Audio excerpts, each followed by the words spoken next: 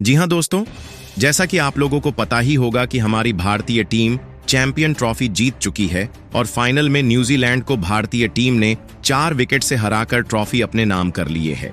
अब भारत और न्यूजीलैंड के बीच चैंपियन ट्रॉफी की समाप्ति के बाद 3 मैचों की रोमांचक T20 सीरीज खेली जानी है, जिसके लिए कप्तान सूर्य कुमार यादव और कोच गौतम गंभीर ने अपनी नई प्लेइंग 11 घोषित कर दी है। जी हाँ दोस्तों, अब हमें एशिया कप की तैयारी करनी है जो 2026 में होगा और उसकी तैयारी जी हाँ दोस्तों, अब हमें एशिया कप की तैयारी करनी है जो 2026 में होगा और उसकी तैयारी अभी से शुरू हो चुकी है, जो न्यूजीलैंड के साथ T20 सीरीज से स्टार्ट होगी और यह सीरीज काफी महत्वपूर्ण सीरीज है। इस सीरीज में कप्तान सूर्य कुमार यादव और कोच गौतम गंभीर ने नए खिलाड़ियों को मौका दिया है। साथ में ऋतुराज गायकवाड़, ईशान किशन समेत 2 से 3 पुराने भूखे शेरों की भारतीय प्लेइंग 11 में वापसी कराई है, तो वही संजू सैमसन और जसप्रीत बुमराह को टीम में जगह नहीं मिली है। इसका क्या कारण है और भारत की नई भारतीय टीम क्या है? 3 मैच की T20 सीरीज के लिए न्यूजीलैंड के खिलाफ आपको हम बताएंगे। साथ में आपको यह भी बताएंगे ये T20 सीरीज कब से शुरू होगी, किस चैनल पर आएगी और इस पूरी सीरीज को आप कितने बजे से देख पाओगे, यानी कि संपूर्ण जानकारी आपको मिलने वाली है। इसलिए वीडियो को अंत तक जरूर देखना, क्योंकि क्रिकेट से रिलेटेड हर अपडेट सबसे पहले इसी चैनल पर दी जाती है। साथ में दोस्तों, भारतीय टीम को T20 में एक नया उपकप्तान भी मिल चुका है, यानी कि हमें नई नवेली टीम देखने को मिलने वाली है जो न्यूजीलैंड के खिलाफ 3 मैच की T20 सीरीज में खेलेगी। और यह T20 सीरीज काफी रोमांचक और कांटेदार होगी, क्योंकि न्यूजीलैंड की टीम भारत से फाइनल में हार चुकी है। तो आगे आपको हम प्लेइंग 11 बताएंगे, साथ में शेड्यूल भी बताएंगे। तो दोस्तों, आप सभी को बता दें, भारत और न्यूजीलैंड के बीच 3 मैच की T20 सीरीज आप सभी अपने मोबाइल की स्क्रीन पर है। जियो हॉटस्टार पर लाइव देख सकते हो। वही टीवी की बात की जाए तो आपसे भी टीवी पर स्टार स्पोर्ट्स 1 हिंदी पर हमें T20 सीरीज भी जे हॉटस्टार और स्टार स्पोर्ट्स नेटवर्क पर ही देखने को मिलेगी। वहीं इसके बाद भारत और न्यूजीलैंड के बीच T20 सीरीज के समय की बात की जाए तो आप सभी को बता दें, पहले T20 मैच आप सभी भारतीय समय अनुसार शाम के 7 बजे से लाइव देख सकते हो। इसके लिए टॉस शाम को 6:30 होगा, तो आप सभी को बता दें, आप सभी भारत और न्यूजीलैंड के बीच पहले T20 का महामुकाबला भारत के कोलकाता के ईडन गार्डन स्टेडियम पर खेला जाने वाला है। जी हां दोस्तों, ये तीनों मैच भारत में होंगे। चलिए अब हम भारत की भारतीय प्लेइंग 11 पर नजर डालते हैं। वह कौन से 11 खतरनाक खिलाड़ी है जो हमें न्यूजीलैंड टीम के खिलाफ पहले मुकाबले में खेलते हुए दिखाई देंगे। तो सबसे पहले हम पहले और कप्तान की बात करें तो पहले खिलाड़ी के रूप में और कप्तान हमें एक बार फिर सूर्य कुमार यादव ही नजर आने वाले हैं।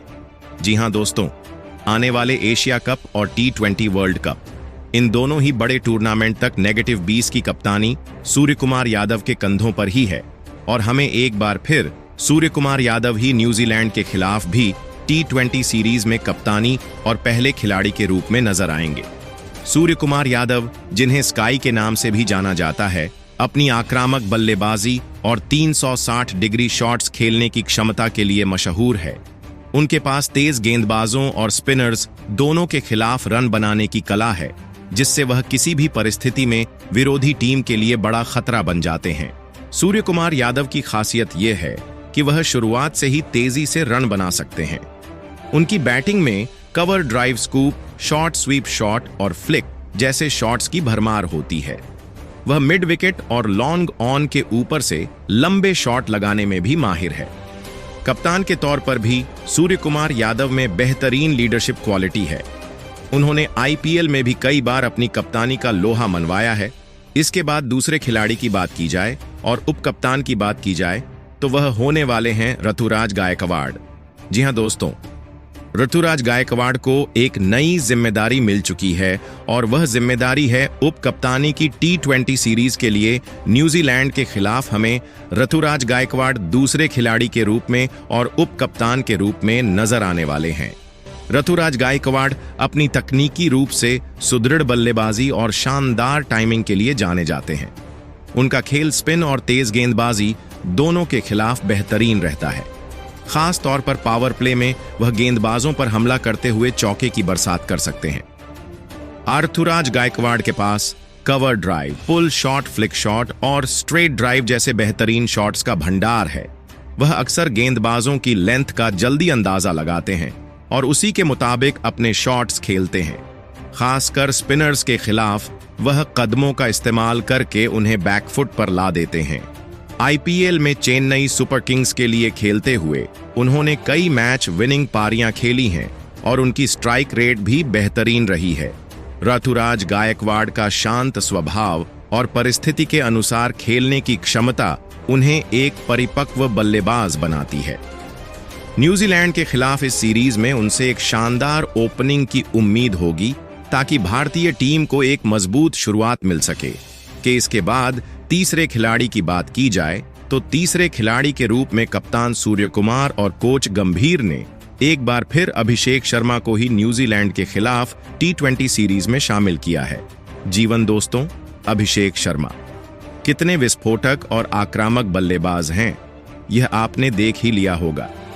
इससे पिछली सीरीज में अभिषेक शर्मा एक युवा और होनहार बल्लेबाज हैं जिनके पास आक्रामक और स्थिर दोनों प्रकार की बल्लेबाजी करने की क्षमता है।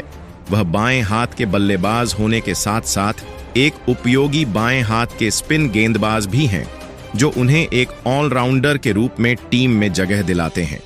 अभिषेक की सबसे बड़ी खासियत उनकी निडर बल्लेबाजी है। वह शुरुआती गेंदों से ही गेंदबाजों पर दबाव बनाते हैं और पावर प्ले का पूरा फायदा उठाने की कोशिश करते हैं। उनके पास pull shot, cover drive, flick और लॉफ्टेड शॉट्स की बेहतरीन रेंज है। जब स्पिन गेंदबाजी आती है तो वह अपने कदमों का अच्छा इस्तेमाल करते हैं और स्पिनर्स को बाहर निकलकर बड़े शॉट्स लगाने में माहिर हैं। गेंदबाजी में भी अभिषेक टीम के लिए अहम भूमिका निभा सकते हैं। धीमी पिचों पर उनकी बाएं हाथ की स्पिन गेंदबाजी कारगर साबित हो सकती है। खासकर बीच के ओवरों में वह अक्सर बल्लेबाजों को धीमी और वेरिएशन गेंदों से चकमा देते हैं जिससे रणगति पर लगाम लगती है।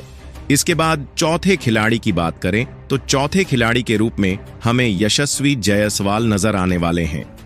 जी हां दोस्तों, यशस्वी जायसवाल चैंपियन ट्रॉफी में नहीं थे लेकिन न्यूजीलैंड के खिलाफ T20 सीरीज में शामिल कर लिया है और उनकी भी वापसी हो रही है। यशस्वी के खेल में आक्रामकता और स्थिरता का अनोखा मिश्रण देखने को मिलता है जो किसी भी टीम के लिए बेशकीमती साबित हो सकता है। उन्होंने घरेलू क्रिकेट और आईपीएल में अपने प्रदर्शन से खुद को साबित किया है और अब अंतर्राष्ट्रीय स्तर पर भी अपनी छाप छोड़ने के लिए पूरी तरह तैयार हैं। यशस्वी जायसवाल की सबसे बड़ी खासियत उनका टेक्निकली साउंड बल्लेबाजी करना है। उनके पास cover drive, straight drive, cut shot और पुल शॉट जैसे बेहतरीन शॉट्स की विविधता है। वह स्पिनर्स और तेज गेंदबाजों दोनों के खिलाफ सहजता से खेल सकते हैं जो उन्हें किसी भी स्थिति में उपयोगी बनाता है। वह पावर प्ले के बाद के ओवरों में भी स्कोर को तेज कर सकते हैं और जरूरत पड़ने पर मैच को फिनिश करने की क्षमता रखते हैं। यशस्वी का मैदान पर आत्मविश्वास देखने लायक होता है। वह दबाव में भी शांत रहते हैं और बड़े मुकाबलों में भी बेहतरीन प्रदर्शन कर सकते हैं। उनका स्ट्राइक रेट और मैच को गहराई तक ले जाने की क्षमता उन्हें टीम इंडिया के मध्य क्रम में मजबूती प्रदान करती है। इसके बाद पांचवें खिलाड़ी और पहले विकेट कीपर की बात करें तो वह ईशान किशन होने वाले हैं। जहां दोस्तों, ईशान किशन की भी T20 सीरीज में न्यूजीलैंड के खिलाफ भारतीय टीम में वापसी हो रही है। ईशान किशन का खेल हमेशा आक्रामकता से भरा होता है और वह किसी भी गेंदबाजी आक्रमण को तहस नहस करने की क्षमता रखते हैं। वह अपने ताबड़तोड़ शॉट्स और बेखौफ अंदाज के लिए जाने जाते हैं।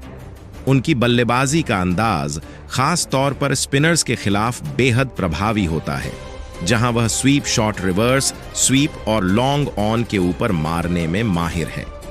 ईशान किशन की सबसे बड़ी ताकत उनका स्ट्राइक रेट है। वह पहली ही गेंद से गेंदबाजों पर हावी होने की कोशिश करते हैं और अक्सर टीम को तेज शुरुआत दिलाते हैं। भले ही वह मिडिल ऑर्डर में खेले, लेकिन वह गेम को फिनिश करने का माद्दा रखते हैं। आईपीएल और अंतर्राष्ट्रीय क्रिकेट में उन्होंने कई बार खुद को साबित किया है, खासकर तब जब टीम को तेज रन बनाने की जरूरत हो। इसके अलावा ईशान किशन एक शानदार विकेट कीपर भी हैं। उनकी विकेट के पीछे की फुर्ती, तेज स्टंपिंग और कैच पकड़ने की क्षमता उन्हें एक परफेक्ट पैकेज बनाती है। वह गेंदबाजों का आत्मविश्वास बढ़ाते हैं और स्पिनर्स के लिए तो वह विकेट के पीछे एक बड़ा हथियार साबित होते हैं। इसके बाद छठे खिलाड़ी की बात करें तो छठे खिलाड़ी के रूप में न्यूजीलैंड के खिलाफ T20 सीरीज में हमें तिलक वर्मा दिखाई देंगे। तिलक वर्मा ने अपने दमदार प्रदर्शन से घरेलू क्रिकेट और IPL में सबको प्रभावित किया है। वह मिडिल ऑर्डर में एक स्थिरता प्रदान करते हैं और दबाव की स्थिति में बेहतरीन बल्लेबाजी करने की क्षमता रखते हैं। तिलक वर्मा की बल्लेबाजी का अंदाज तकनीकी रूप से मजबूत और आक्रामक है। वह कवर ड्राइव, स्ट्रेट ड्राइव और पुल शॉट जैसे क्लासिकल शॉट के साथ साथ आधुनिक शॉट्स में भी माहिर हैं। उनकी सबसे बड़ी ताकत यह है कि वह स्पिन और पेस दोनों के खिलाफ समान रूप से अच्छा प्रदर्शन करते हैं। वह स्पिनर्स के खिलाफ स्वीप और रिवर्स स्वीप जैसे शॉट्स खेलते हैं, जबकि तेज गेंदबाजों के खिलाफ कट और पुल शॉट्स में निपुण है। इसके बाद नंबर 7वें खिलाड़ी की बात की जाए तो नंबर 7 में खिलाड़ी के रूप में दूसरे विकेट कीपर बल्लेबाज ऋषभ पंत नजर आने वाले हैं, क्योंकि संजू सैमसन चोट के चलते 20 सीरीज का हिस्सा नहीं है। ऋषभ पंत ऐसे खिलाड़ी हैं जो कभी भी मैच का रुख बदल सकते हैं। उनकी सबसे बड़ी ताकत उनका निडर और आक्रामक खेल है, जिससे वह किसी भी परिस्थिति में बड़े बड़े शॉट्स लगाने में सक्षम है। ऋषभ पंत का बैटिंग स्टाइल काफी एंटरटेनिंग और एक्सप्लोसिव है। वह कवर ड्राइव, रिवर्स स्वीप और खासकर वन हैंडेड के लिए मशहूर हैं। उनकी विकेट कीपिंग स्किल्स भी बेहतरीन हैं। खास तौर पर स्पिनर्स के खिलाफ उनकी स्टंपिंग और कैचिंग क्षमता कमाल की है। 20 फॉर्मेट में पंत एक फिनिशर की भूमिका बखूबी निभाते हैं। वह डेथ ओवर्स में तेज गति से रन बनाने में माहिर हैं और उनके पास बड़े शॉट्स का पूरा पैकेज है। इसके बाद 8वीं खिलाड़ी की बात की जाए तो 8वीं खिलाड़ी के रूप में T20 सीरीज के लिए हार्दिक पांड्या ही T20 सीरीज का हिस्सा बनते हुए नजर आ रहे हैं। हार्दिक पांड्या का T20 फॉर्मेट में भारतीय टीम के लिए एक महत्वपूर्ण रोल होता है, क्योंकि वह एक बेहतरीन फिनिशर के साथ साथ एक उपयोगी तेज गेंदबाज भी हैं। उनकी बैटिंग में वह आक्रामकता है जिससे वह आखिरी ओवरों में तेजी से रन बटोर सकते हैं और बड़े बड़े शॉट्स लगाने में भी माहिर हैं। गेंदबाजी में हार्दिक पांड्या की सबसे बड़ी खासियत उनकी यॉर्कर और स्लोअर बॉल है। डेथ ओवर्स में वह अपनी वेरिएशंस से बल्लेबाजों को बांध कर रखते हैं और रन गति पर अंकुश लगाने में सफल रहते हैं।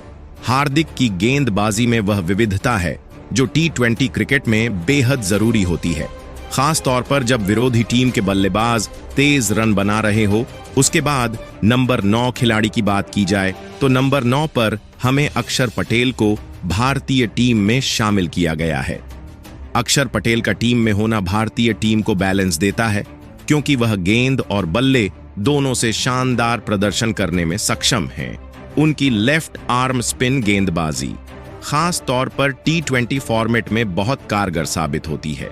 अक्षर पटेल की गेंदबाजी की सबसे बड़ी खूबी उनकी सटीक लाइन और लेंथ है। वह बिना ज्यादा स्पिन कराए भी बल्लेबाजों को फ्लाइट और वेरिएशन से चकमा देने में माहिर हैं। T20 मैचों में अक्षर पटेल की इकोनॉमी रेट काफी अच्छी रहती है, जिससे वह मिडिल ओवर्स में रन रोकने के साथ साथ विकेट चटकाने का काम भी करते हैं। इसके बाद 10वें खिलाड़ी की बात की जाए तो 10वीं खिलाड़ी के रूप में रिंकू सिंह नजर आने वाले हैं न्यूजीलैंड टीम के खिलाफ। रिंकू सिंह एक बेहतरीन मध्य क्रम के बल्लेबाज हैं, जिनकी पहचान एक विस्फोटक फिनिशर के रूप में होती है। उन्होंने IPL और घरेलू क्रिकेट में अपनी शानदार बल्लेबाजी से खुद को साबित किया है। खासकर दबाव की परिस्थितियों में रिंकू सिंह अपने आक्रामक शॉट्स के लिए जाने जाते हैं, जिसमें पुल शॉट, कवर ड्राइव और हेलीकॉप्टर शॉट जैसी हिट्स शामिल हैं। रिंकू का स्ट्राइक रेट भी काफी ऊंचा रहता है, जो T20 फॉर्मेट के लिए बेहद जरूरी है। वह न केवल चौके लगाते हैं, बल्कि सिंगल डबल लेकर स्ट्राइक को रोटेट भी करते हैं। इसके अलावा वह एक शानदार फील्डर भी हैं, जो बाउंड्री लाइन पर चपलता के साथ कैच पकड़ने और रन बचाने में माहिर है। इसके बाद 11 खिलाड़ी के रूप में हमें नीतीश कुमार रेड्डी नजर आने वाले हैं। T20 सीरीज के लिए न्यूजीलैंड की टीम के खिलाफ नीतीश कुमार रेड्डी एक युवा और होनहार ऑलराउंडर हैं, जिनकी खासियत उनकी गेंदबाजी के साथ साथ बेहतरीन बल्लेबाजी में भी नजर आती है। उन्होंने घरेलू क्रिकेट में अपने प्रदर्शन से सबका ध्यान खींचा है और अब इंटरनेशनल स्तर पर भी अपनी छाप छोड़ने का मौका मिलेगा। गेंदबाजी में नीतीश रेड्डी की लाइन लेंथ काफी सटीक रहती है और वह मध्यम गति के गेंदबाज हैं जो स्विंग कराने की क्षमता रखते हैं। डेथ ओवर्स में स्लोअर गेंद और यॉर्कर डालने में माहिर हैं, जिससे विपक्षी बल्लेबाजों को रन बनाने में मुश्किल होती है। वहीं बल्लेबाजी में नीतीश का स्ट्राइक रेट भी अच्छा रहता है। वह निचले क्रम में तेजी से रन बटोर सकते हैं और जरूरत पड़ने पर बड़े बड़े शॉट्स लगाने का माददा रखते हैं। तो दोस्तों, यह था न्यूजीलैंड के खिलाफ पहले मुकाबले के लिए फाइनल प्लेइंग 11।